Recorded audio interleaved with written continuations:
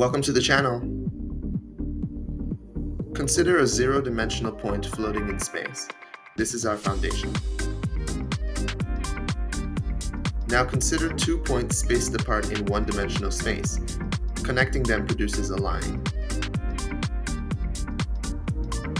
Now consider 2 lines spaced apart by 2 perpendicular green lines of the same length. Connecting everything yields a 2-dimensional square. Consider 2 squares spaced apart by 4 perpendicular green lines. Connecting the 2 squares produces a 3-dimensional cube, which looks like a square within a square from the top. Now say we have 2 cubes. Theoretically, these 2 cubes would be connected at all vertices by perpendicular lines of the same length in green. Connecting these cubes produces the 4-dimensional version of a cube, which I can't perfectly depict.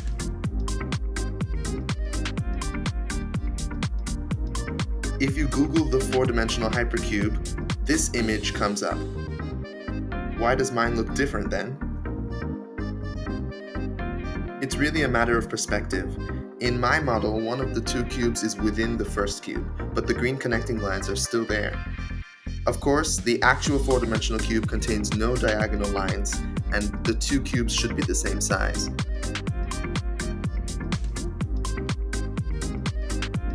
Remember the cube from top view?